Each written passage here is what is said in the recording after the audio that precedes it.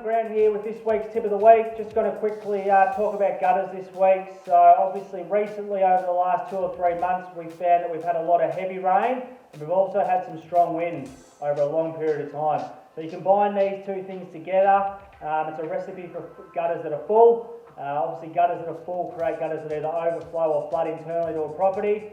So best thing to do is to call us out today. We'll come out, clean the gutters out, assess any potential issues you may have with them. So give us a call today, 9761 8406.